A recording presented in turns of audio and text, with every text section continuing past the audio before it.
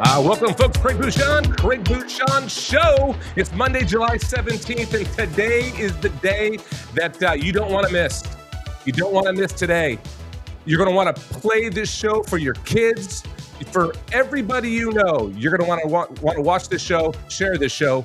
Today, we're going to talk about and read completely through the Declaration of Independence, and then we're going to talk about why they did it, what it means. Big show today, folks. Don't miss it. We'll be right back.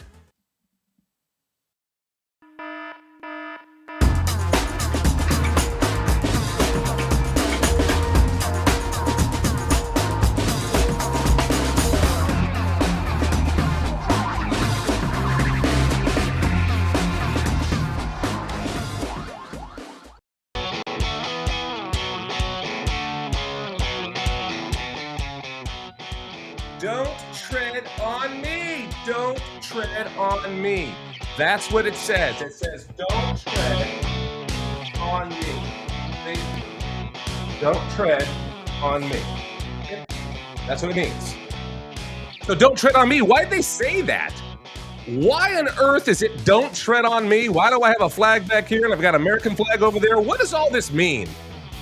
Welcome to the show, folks. I'm Craig Bushon. Eric Thompson, producer extraordinaire, is right there pushing all the buttons and making things happen. How are you doing today, sir?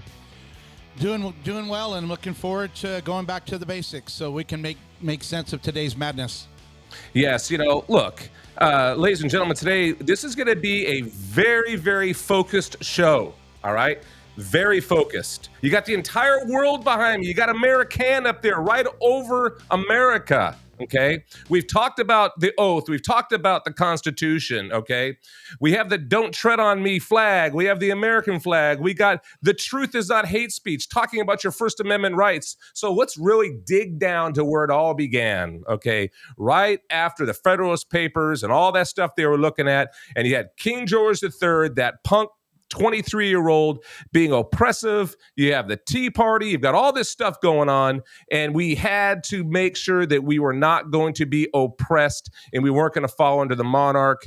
And what did we do? What happened back then? We had the Declaration of Independence, July 4th, 1776. So Eric, what we're going to do today, we're going to read through it. I've got it pulled up here on my tablet. And, and Eric is going to pause me periodically, and we're going to talk about the things, right? And we're going to understand, what is the Declaration of Independence? We're going to read through it, and then we're going to kind of break it down as we go. And then after that, we're going to move on to the Constitution. Then we're going to move on to the Bill of Rights. So we got a busy week this week. It is, call it your Liberty 101, all right? We have to know what we are in America and why we're different than anywhere else in the world. So want to get going at it, Eric, or do you have something to add? No, I just so everyone understands that what we're about to read is a statement from the leaders of the colonies that were basically saying, King, here is our head, here is our neck. If you want to shoot or cut it off, this is how to find us, because we are on public record that we are done with you. That's right. We're not going anywhere. This took some big time guts to sign and put out this declaration. That's right, because this is an in-your-face. We're done with you. We're not taking it. Yep. We're not taking it anymore. And it kind of goes to what later on Texas said, "Come and take it." Right? It's the same thing they were saying then: is you want it, you come and take it, because we're not giving it up, and this is going to be our land. So let's start. Here we go. In Congress, July 4th, 1776, folks, the unanimous declaration of the 13 United States of America, when in the course of human events it becomes necessary for one people to dissolve the political bands which have connected them with another, and to assume among the powers of the earth the separate and equal station to which the laws of nature and of nature's God entitle them. A dissent respect to the opinions of mankind requires that they should declare the causes which impel them to the separation.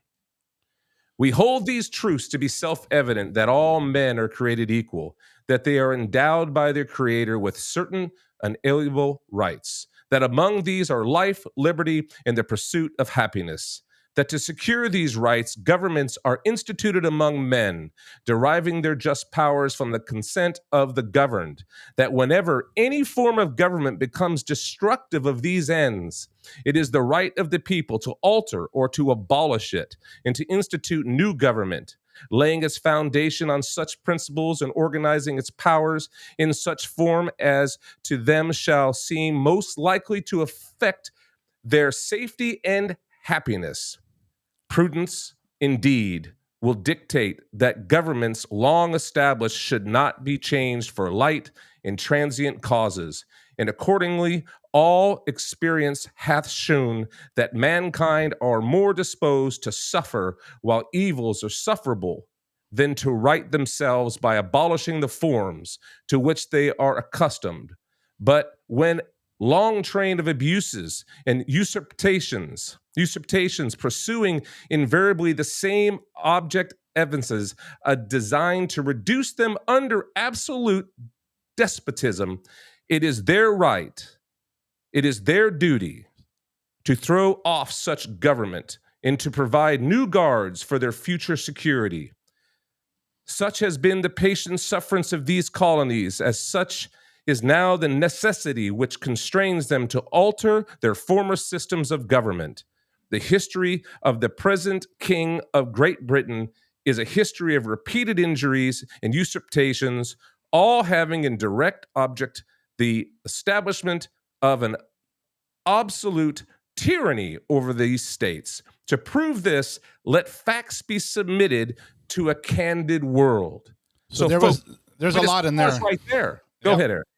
No, there's a lot there, because when there is if you look at the flow is, hey, when people start to realize that through the events, the actions of the government, that their rights are being taken, then they have the right and the responsibility to do something about it.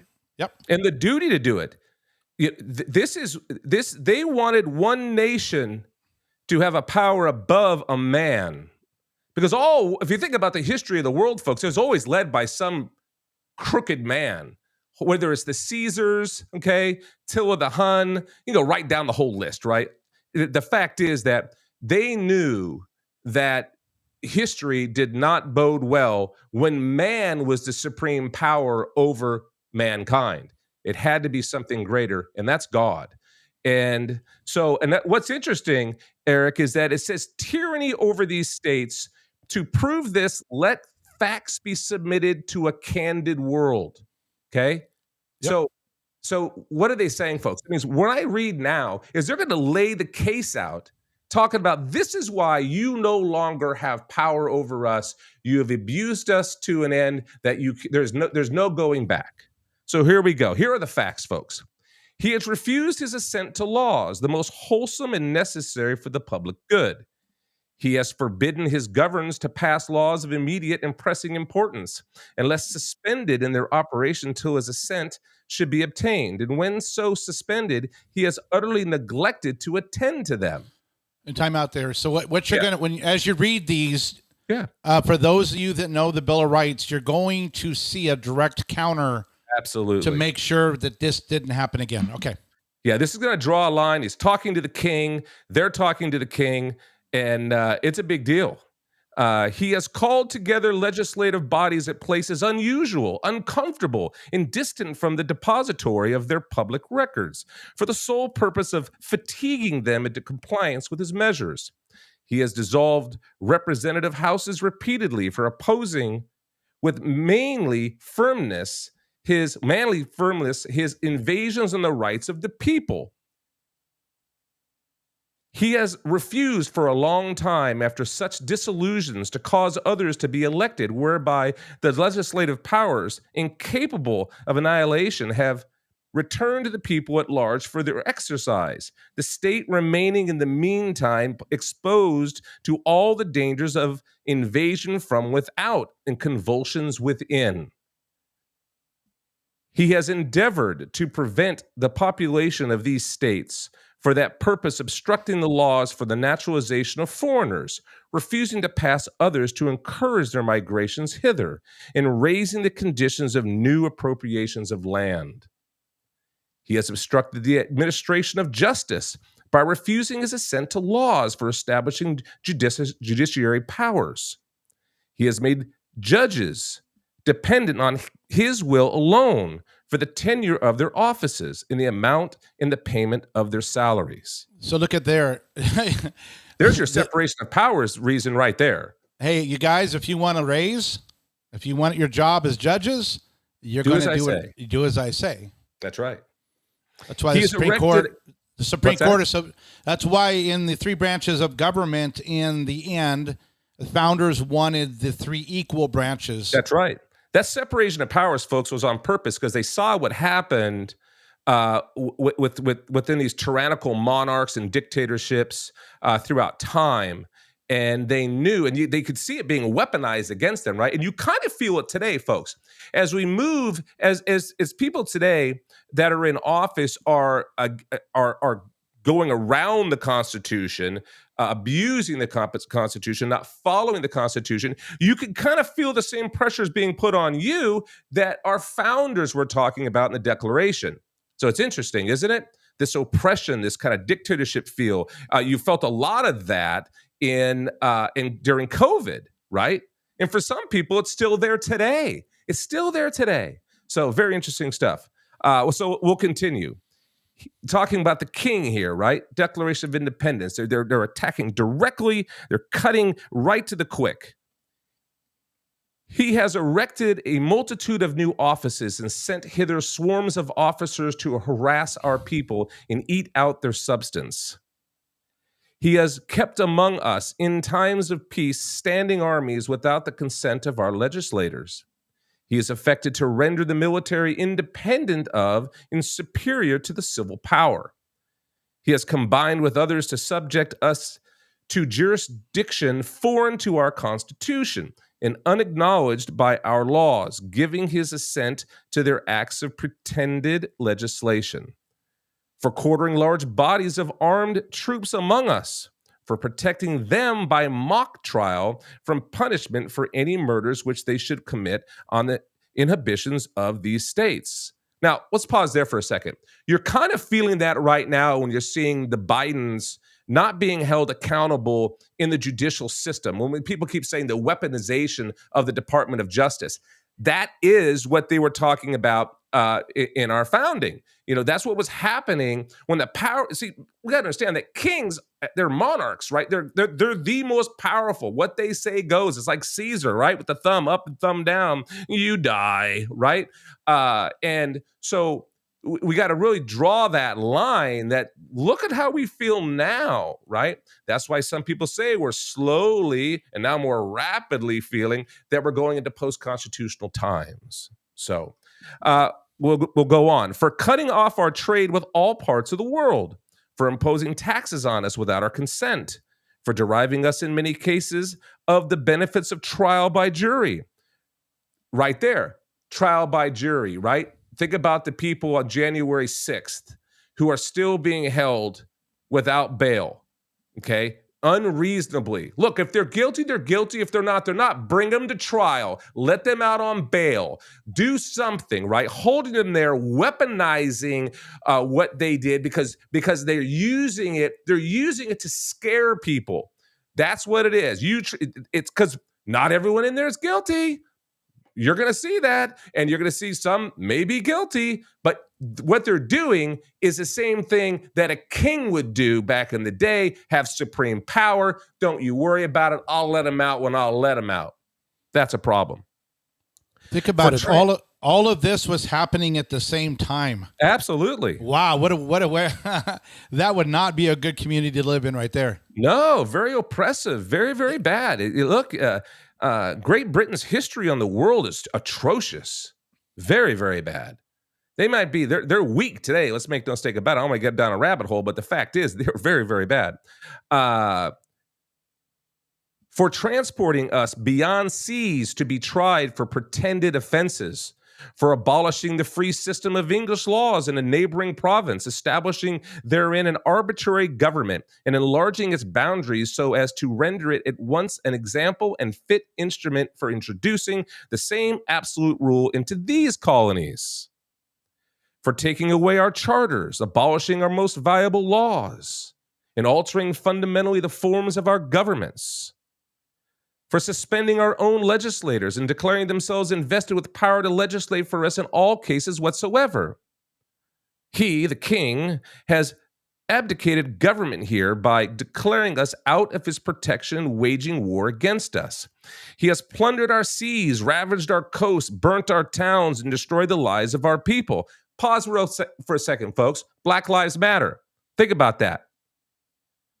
Unprotected citizens in those cities who pay taxes, who were underrepresented or not represented at all by law enforcement to protect them from the mob. Okay? That is, once again, the same type of thing that you would have found back then. You'd have no protection under your laws. There were new laws, the new laws of democracy, radicalism, violence.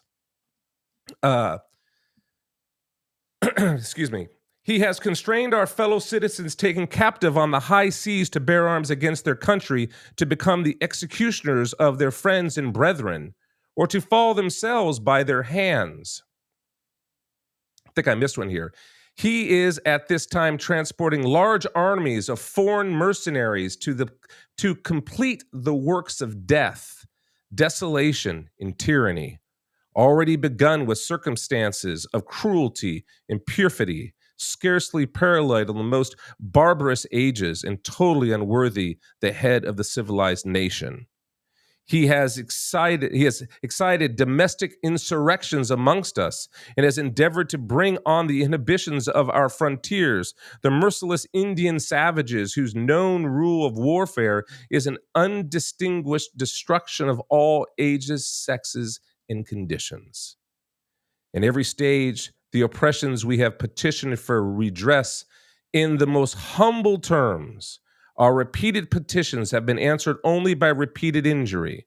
A prince whose character is thus marked by every act which may define a tyrant is unfit to be the ruler of a free people.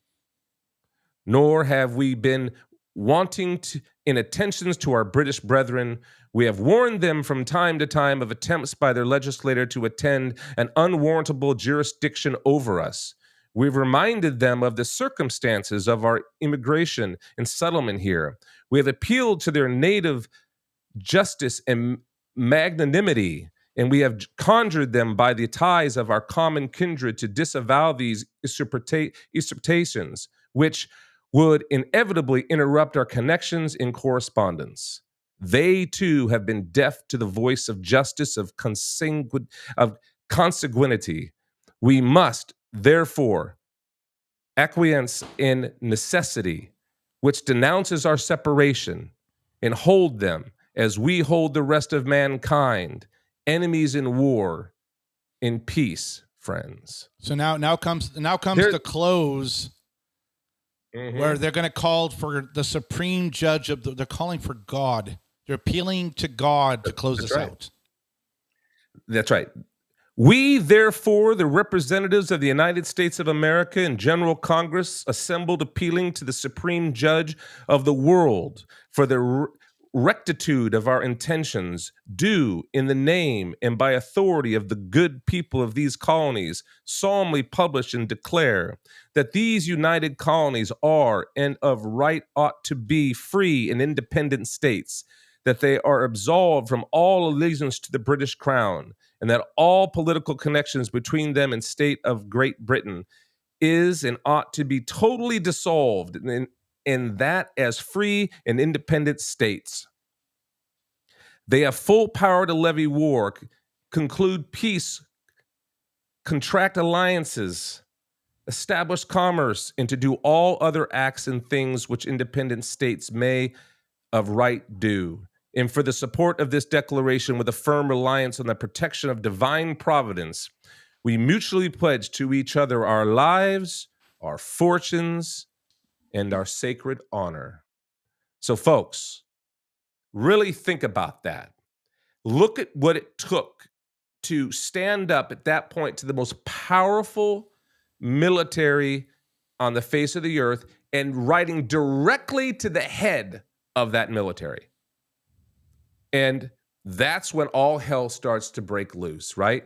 Now it's like, they're going to go kill that rebel rouser, kill them, go in there, disarm, and we can't allow this. That's our land, right? They want to come in and destroy us.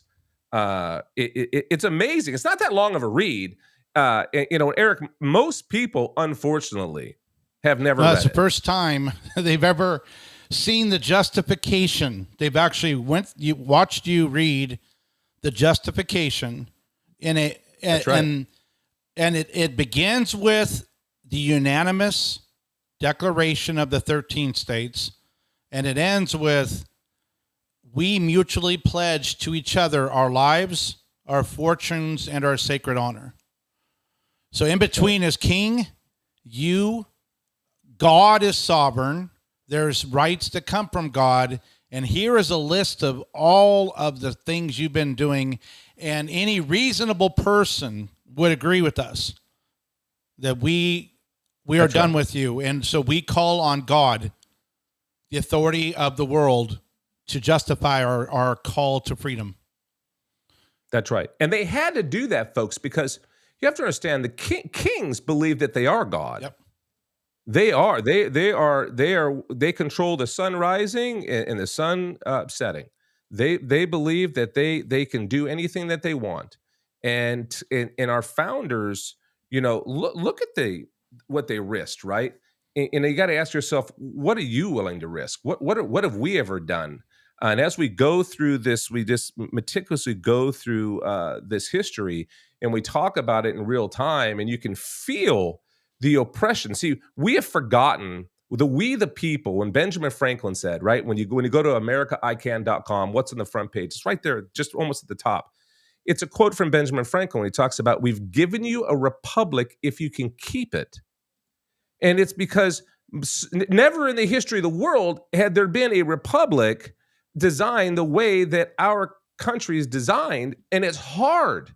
See, the kings believe, the Chinese believe in today's world. Let's just bring it to right now. The Chinese believe that we're going to fail because we're fat, we're lazy, we're dropping the ball, we have greed, we've destroyed capitalism. They think capitalism can never work because it's going to feed right into greed. We don't even follow our own laws. Look at you're a joke. They think that we're a joke, and quite frankly, we deserve to be spoke to that way when it comes to our border, for example. Right? It's a joke. You start looking what our president's doing today. It's a joke. We are constantly putting our own foot in our own mouth. Okay, we have to understand that these enemies believe that they can beat us, that their business model of communism and a dictatorial way of leading people, okay, and socialism, which is the bribe, by the way, folks, the socialism side of the communism, okay, and the Marxism is that they're going to bribe you. They're going to say, look, you don't need to work that hard. Look, through collectivism, we're all just going to work together, and everybody's going to be equal, and everybody's going to get a piece of the pie. But what they don't tell you is that that's just how they bait you in. They bait you in by making it sound like it's easy. And look how hard it is. I got to go to work. It's horrible. Right? So they say, no, you don't. I mean, look at the world today that we have. No, you don't. You don't have to do that stuff. You can go home and the government will send you money. And hey, all you oppressed people in the world by the billions, come on over to America. Just come on in. It doesn't matter, because soon it's all going to be equal, and there'll be no borders on any of those countries, right? And there's this huge, beautiful, dictatorial system. Well, our founders knew that don't work, and it had been tried many, many, many, many times. And so they said, forget it. We're out. Screw you. We're going independent. That's what we're going to do. And if we need to go to war, you want to fight, let's fight. We believe that the raw determination, that's what I talk about on the show a lot, folks, that raw determination of being an American, to be proud of living in a country gifted to us by God and by a very, very wise individuals, men and women, to fight against the oppression of the monarch, Great Britain. So I think that it's fantastic. And when we come back, folks, we're going to dive right back in. We're going to talk more about it. We're going to connect the dots, okay? And we're going to discuss it a little more. Talk about the yoke, folks.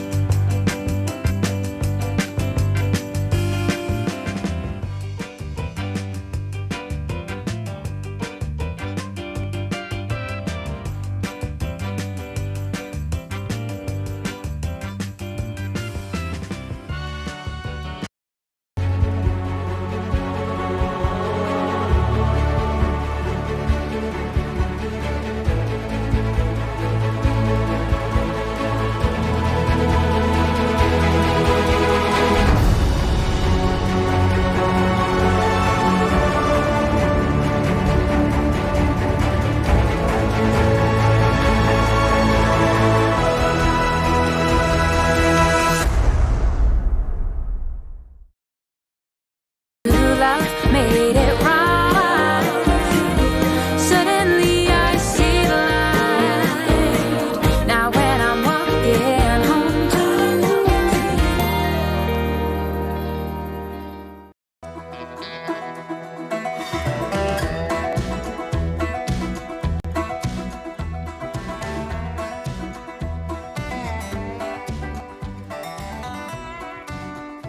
Welcome back, folks. Craig Bushon here. Craig Bushon Show. It's been a great show so far. At least I hope you like it. You're only going to like it if you love liberty. You're only going to like it if you love that you have a Constitution and 27 amendments to that Constitution. And it came with a Bill of Rights before that brave individuals stood up to a very crooked dictatorial king, George III. Hey, welcome back to the show. Where are we going next, Derek? What do you want to do? Where are we at? Because this is what questions do you want to ask for the people, or what do you think? I'm thinking now we should go over to the Bill of Rights and just start going through them, Okay. because we're going to see a direct correlation between everything they just used to justify leaving the king, and then setting up what they hoped would be the protections that we, the people, would cling to never be in that same position again. That's right. It is and if you've never done it, folks, if you've never went, and you can go to archives.gov, places like that, and you can pull up and read this for yourself. And if you haven't read the Declaration of Independence, you need to. You need to get your kids, and you need to sit down, and you need to read it with them. Maybe you need to read it. Maybe you're a young person. You need to read it to your parents, and maybe you need to read it to your grandparents, because I'm going to tell you something. Most people have never read it. And it's very important that we do, because that's what defines us as American citizens. And 1789 joint resolution of Congress proposing 12 amendments to the U.S. Constitution. There's now 27 amendments to the Constitution, because they can't amend it. It takes an act of Congress to do it. I think it's 2/3 of Congress needs to agree to amend the Constitution. So it's hard. It's not supposed to be easy to add or subtract things from the Constitution. It's just not. It's supposed to be hard to do it. It's supposed to be very frustrating to get it done. Okay. And there's a lot of fail safes built into the system, a lot of redundancy to empower each separation of the powers, so we can't be taken over by a tyrant. So I'm going to start from the beginning. I'm not going to jump right in to each article. I'm going to read you from the beginning. Okay. Congress of the United States begun and held at the city of New York on Wednesday, the 4th of March, 1789.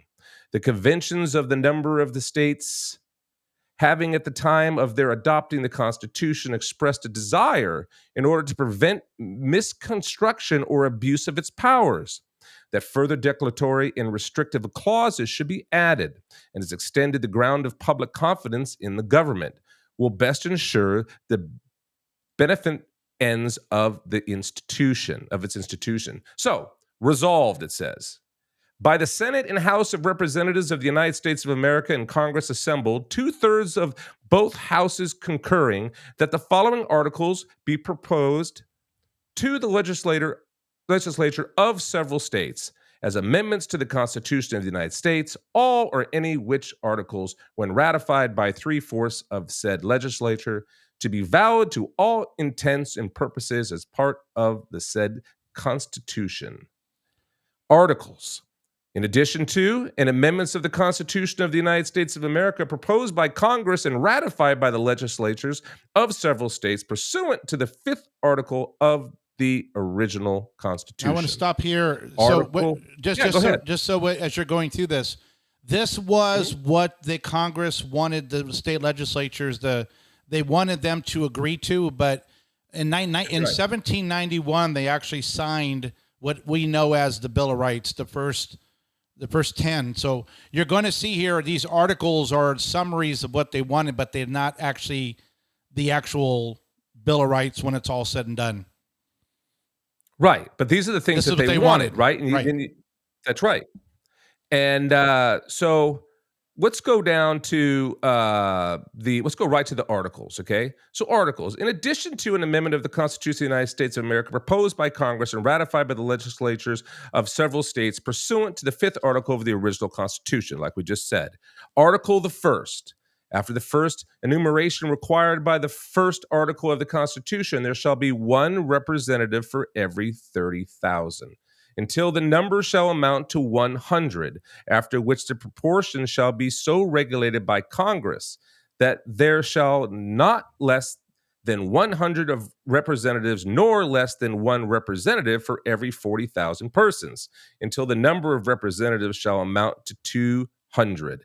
After which the proportion shall be so regulated by Congress that there shall not be less than 200 representatives, no more than one representative for every 50,000 persons. So they're trying to define this by population growth, but also make it so the higher populations couldn't be dictatorial and control all the smaller populations.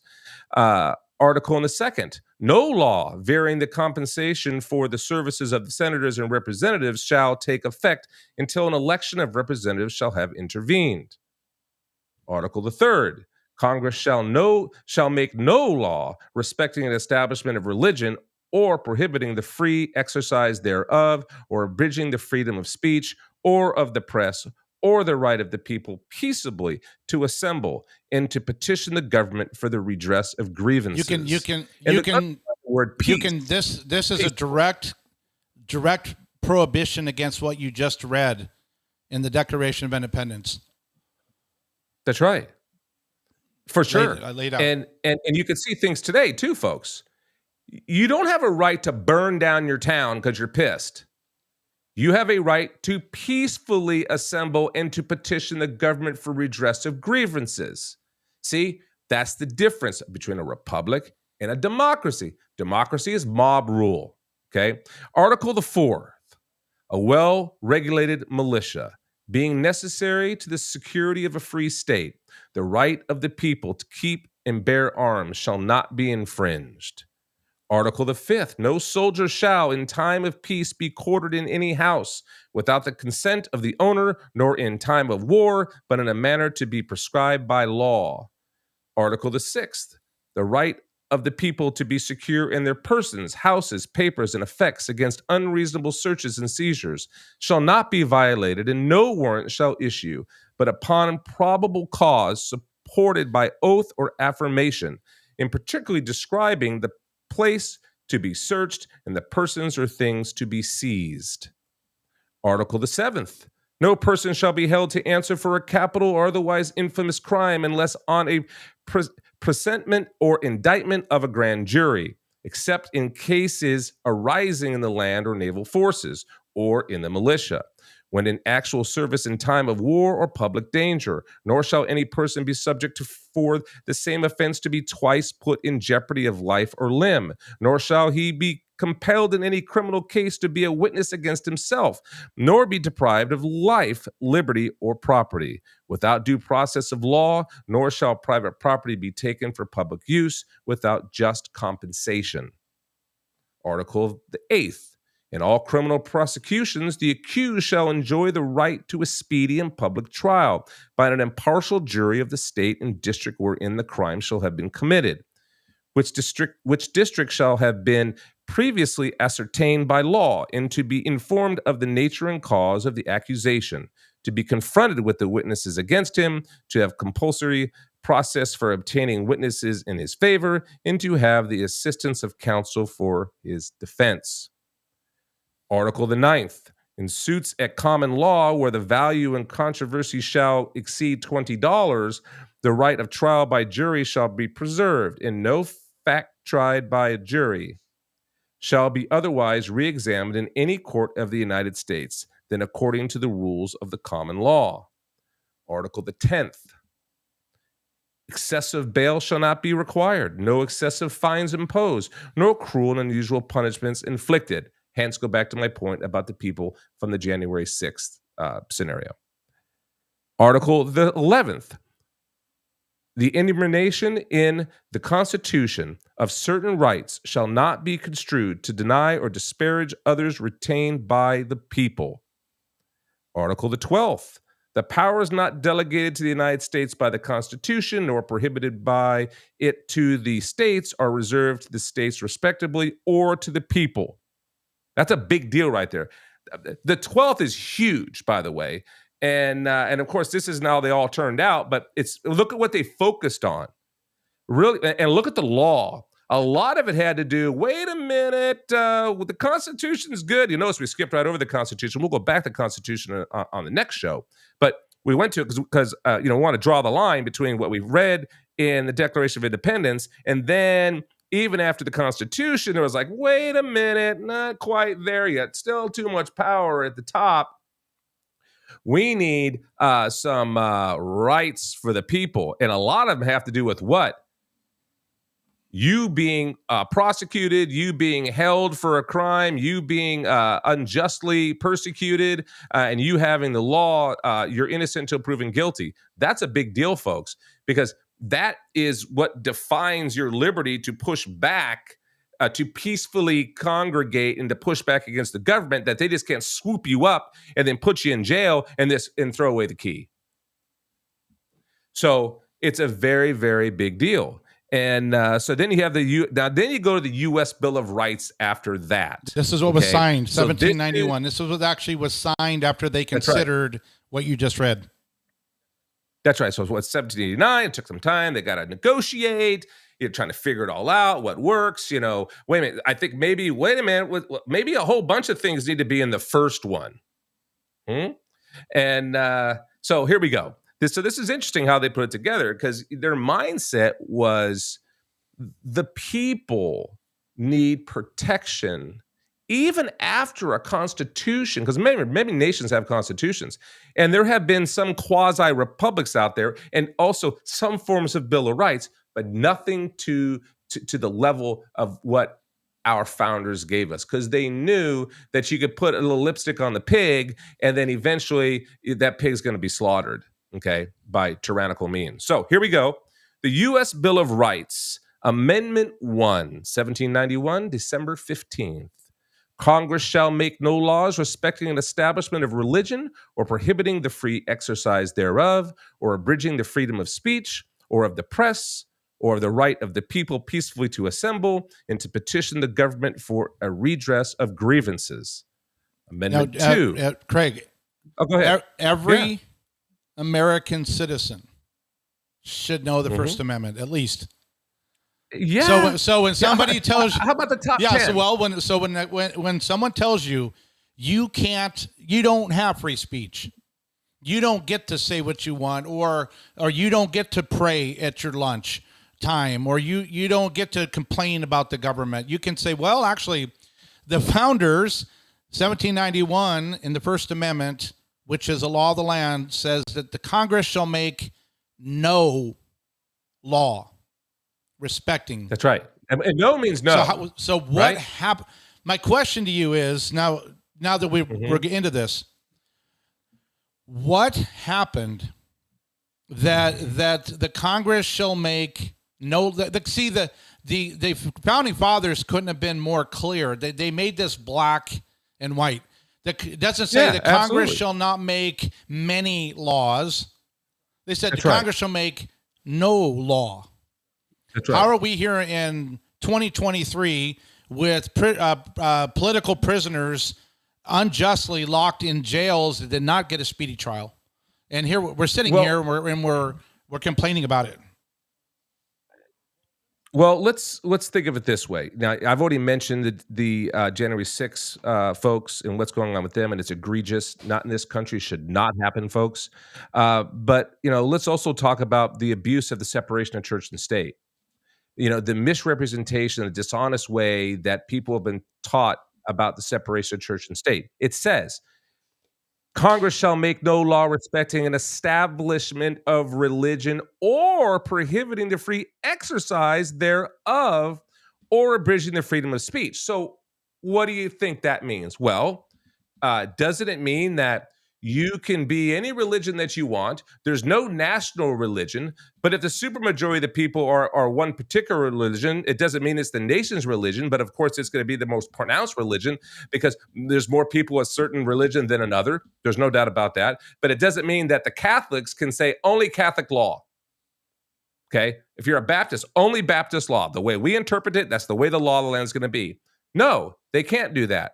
But it doesn't mean that a minister can't speak at his church about what's going on in the political world. It doesn't mean that he can't do that.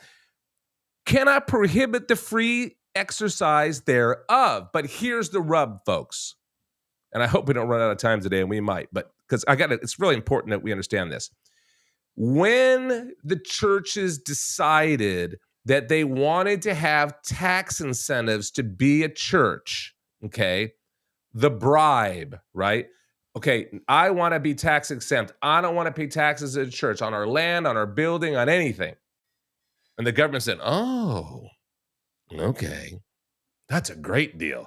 So as soon as you make and get in bed with the devil, if you will, guess what the devil does? The devil attaches many, many strings to that liberty that you used to have or that you believe that you still have. And they say, well, you can't speak about that stuff. Oh, look what happened in COVID. You can't even go to church. You can't have a preacher talk about how it's against their religion to take the shot, whatever. So it's a complete break of the First Amendment of the Constitution. So moving on. Amendment 2, a well-regulated militia being necessary to the security of a free state. The right of the people to keep and bear arms shall not be infringed. You would think that the way people have stretched and manipulated, when I say people, crooked politicians and your enemy that want you disarmed, and that's people outside this country who want to conquer you, like the CCP wants to conquer you, by the way, and you can't conquer you while you have so many arms, okay? And so you would think that this thing would be 8, 10, 12 paragraphs long, as many ways as it's been interpreted, but let's just read it one more time. A well-regulated militia being necessary to the security of a free state, the right of the people to keep and bear arms shall not be infringed. I don't know. There's no, there were cannons back then, weren't there? They had cannons. Did they go, well, but you can't have a cannon. No cannon for you. Nope, can't do it. And whatever those things were way back in the day that would propel big flaming balls of fire over the walls. I can't remember what they're called, Eric, but they were pretty aggressive pieces of weaponry that they'd light on fire and they'd shoot and they catapult them over. And it didn't say you can't have those. Yeah, they can't have cannonballs, but the big flaming things. Shoot from Lord of the Rings and all that fun stuff. Yeah. Did it say you couldn't have those? No. There was a lot of treacherous things that they could have said, well, you can't have that, and you can't have that, and you can't have that, and you can't have that. But they didn't, did they? Nope. Fact. So, moving on to Amendment 3. No soldier shall, in time of peace, be quartered in any house without the consent of the owner, nor in time of war, but in a manner to be prescribed by law. Well, that's a big deal. And it's obvious why it's a big deal that you cannot, they just can't come in and take your house. Okay, this can't take over. They can't take your land, can't take your house, because that's what a king would do. Oh, soldiers need to eat, so we're going to take your farm. That can't happen. Okay, and so that's a big deal. Now, no American is really had to deal with that particular scenario because we haven't had a war on our land by an outside source. But I think Lincoln, I think he overrode. I think he removed those rights when he let the Northern troops take the properties of the South when they invaded the South. Well, let's think about that for a minute. The people in the South were saying they weren't part of the United States of America. They wanted it to be, they did not want to be a part of it. They wanted to form their own country, right? They wanted to destroy where the North was going, and they wanted slavery intact and many other things. It isn't just about slavery, but that was a big part of it. So, right. So in that point, that's your enemy. All bets are off. Those people do not, those people are not part of, you have to do what it takes to beat them, because they're breaking every rule. So if you have to go in and you have to do it, you have to do it. And why? Because you're at war. And they didn't care. They obviously didn't care about the Constitution, the Bill of Rights. Did they? No, they did not. So good. You don't care about it. You don't get them. Because guess what we're going to do? We're going to win. And then when we win, then you can have them. Isn't that weird? You can have them once we take it away from you. But then when you lose, we're going to give it right back to you. Because if we don't beat you, then nobody's going to have them. Sorry. It's like, if you're in a fight for your life and the rules say you can't have a bat, and you pick up the bat and beat the heck out of the bigger person in front of you, and you had to, or they're going to kill you, well, you're going to use the bat, aren't you? Oh, you broke the rules. No, I survived. But the real message in that, folks, is that when the South lost, the people in the South, guess what they got? Guess what they got? They got the freedom. They got the Third Amendment instituted. Because once that enemy who wanted to destroy the United States of America and take it and push it to, the South will rise again. And please, I don't want to get in the whole argument of that. I don't care. People fly their Alabama flag. I don't care. I really don't. The General Lee, let it drive all over the place. That does not matter to me. Keep all the statues up, by the way, folks.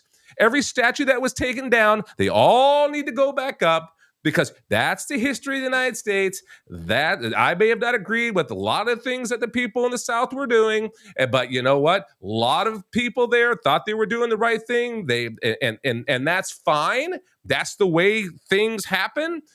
People get in arguments, right? And people take a side, and it was brother against brother, and families were disputing, and but the revisionists, they want to dissolve all that history. Okay, it's good that the United States of America went through a civil war. It's not fun. It sucks.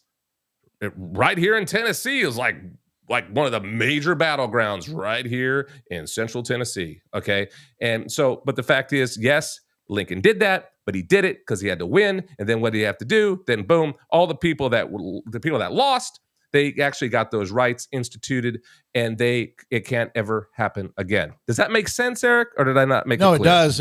And as a reminder, Amendment 3 and 4 was because these were heavy abuses by the Crown on the. 100%. So it may sound like, oh, so what? Why did that come in after free speech, the right to bear arms, and they can't come take your house? Because they were taking their homes and kicking them out and eating their food, and the men were off to war, and their wives and children were being accosted and kicked out. So that's why it's so important to the founders to put 3 and 4 in right away. That's right. So here's 4. The right of the people to be secure in their persons, houses, papers, and effects against unreasonable searches and seizures shall not be violated, and no warrants shall issue but upon probable cause, supported by oath or affirmation, and particularly describing the place to be searched and the persons or things to be seized. Man, there's a lot of that argument of what's going on in current times today, which you're seeing after the Trump administration and what's happened to the people that were around him. Lots of aggressive militant style attacks when they didn't need to on several different people that were in and around the administration. Then you saw what happened at Mar-a-Lago. That's a form of intimidation. It's an intimidation factor, and that's again what our founders were wanting to defend us against. And so when your liberty is being tested by people who really don't care about your constitutional rights, they're going to weaponize whatever power they have against you, and they're not allowed to do it, and they need to be held accountable. Amendment 5, no person shall be held to answer for a capital or otherwise infamous crime unless on a presentment or indictment of a grand jury, except in cases arising in the land or naval forces or in the militia, when in actual service in time of war or public danger. Nor shall any person be subject for the same offense to be twice put in jeopardy of life or limb, nor shall be compelled in any criminal case to be the witness against himself, nor be deprived of life, liberty, or property without due process of law, nor shall private property be taken for public use without just compensation. Again, going back to what Eric was talking about earlier,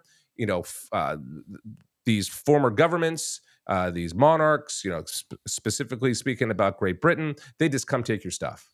They wouldn't ask. They don't care. You didn't give it to them, they killed you. Sorry. Oops. It's just the way it was. And it can happen again, folks. Make no mistake, it can happen again. So, Craig, can you imagine today if these amendments were not in place?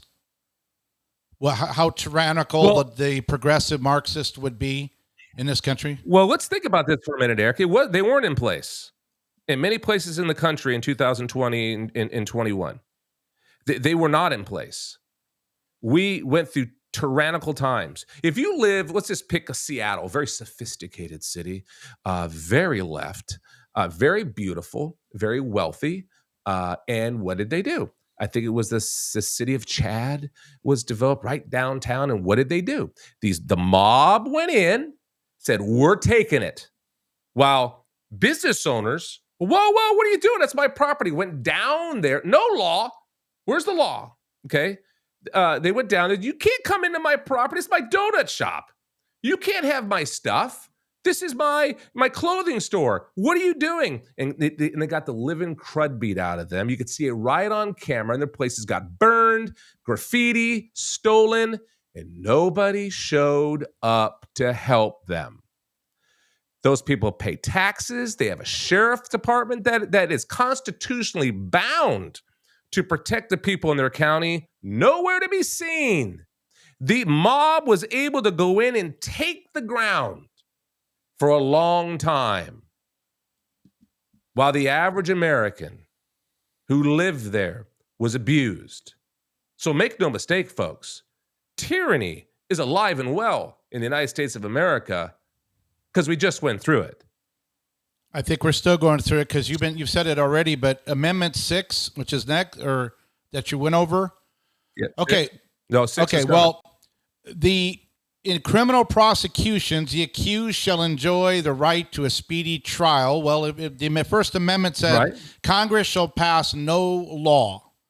Well, Congress passed laws that deemed that if the government thinks that there is a terrorist attack or an uprising, then the Speedy Trial Amendment can be subverted and not applied, because that's right, and then it's being abused. See, you would think that the reason that would happen. Let's just live in a fictitious world for a second. Let's just try to make some point here that the people that are still imprisoned and jailed, they're in jail and they can't get out. Why can't they get out? Is the argument that we're still in an active, highly aggressive scenario where these people in those same people that were there, the 99% of the people who did not do anything wrong that were there, they're going to come back or something? Is that what they think? If you let these people out, they're going to be like warlords, and they're going to have these huge uprisings. Is that They're what actually they think? arguing that. That's the argument the federal government's making, that if you let them out, they'll reassemble. Granny will get her knitting kit again, and Goober will get his MAGA hat on, and they will go try to overthrow the government again. Well, it's all about intimidation, folks. It's all about intimidation.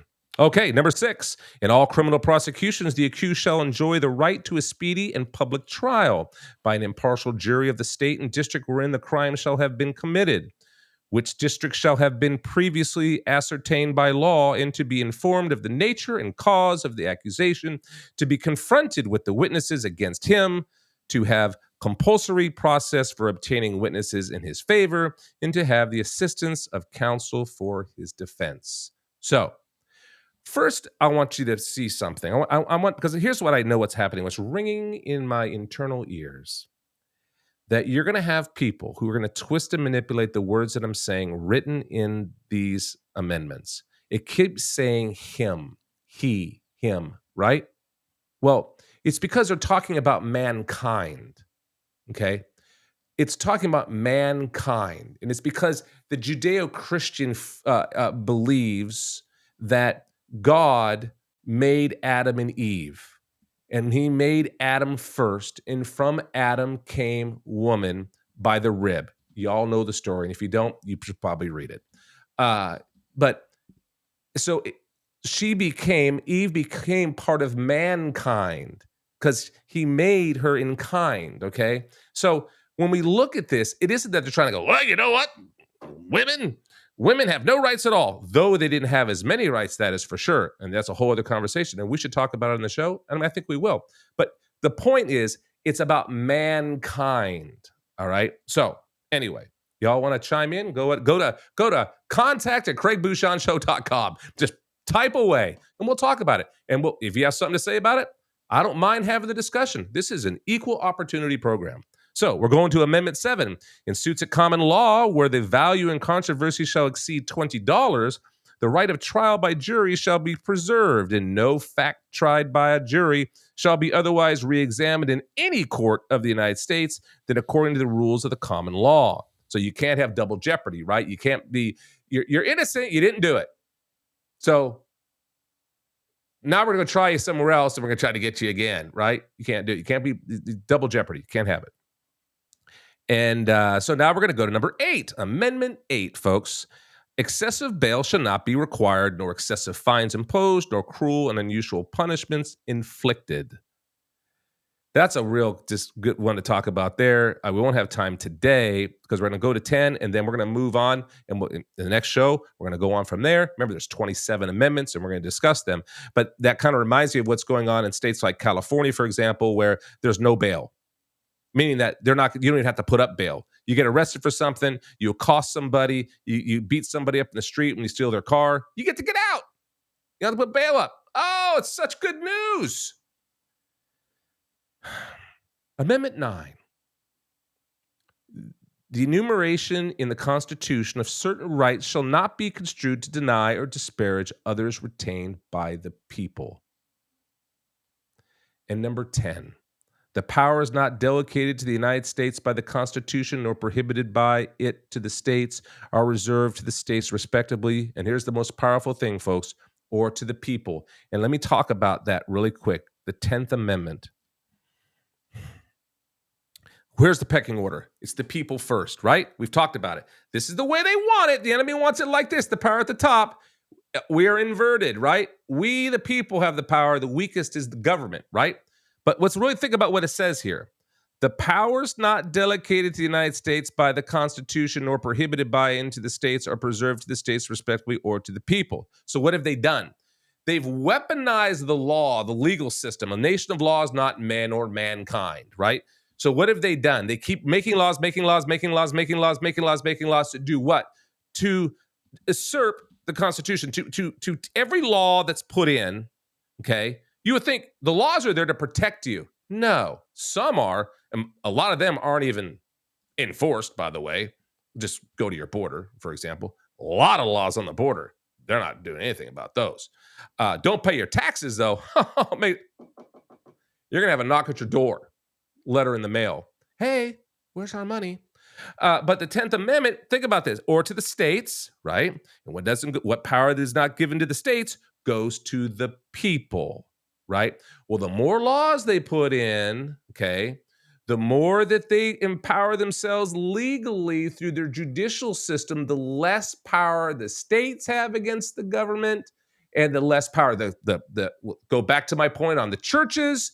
As soon as you let them in your door, and you want your tax exempt law on the books, guess what? They're going to have their hand in your cookie jar. Okay, they're going to force you to do things that you, quite frankly, don't have to do. But it's through intimidation, misrepresentation, and actually pure lying to you about what you're allowed to do in your church or in your home or in your business. And now you're seeing these big businesses being weaponized against you as well. Heck, the Google guy, whatever it was, the Amazon guy, they couldn't get in his house. They were the jury and the executioner. Sorry, you can't get in until we let you in.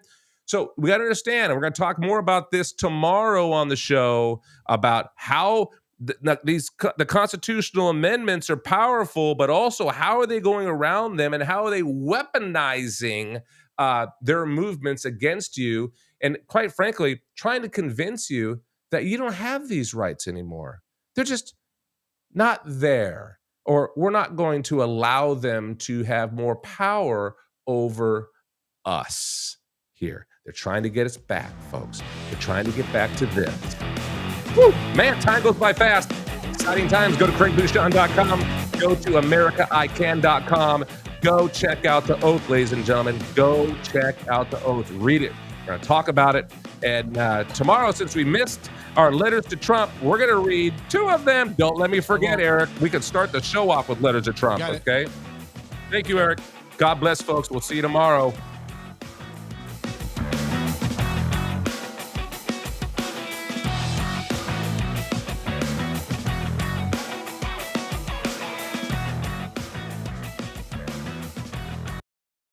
Wow, it's so soft and smooth. It's cool to the touch. How did you do that?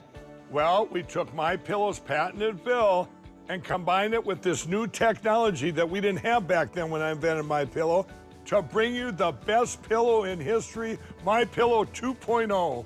Because of all of you, MyPillow 2.0 has been a huge success. And now we're bringing you our best-selling Go Anywhere MyPillows with the same temperature regulating technology.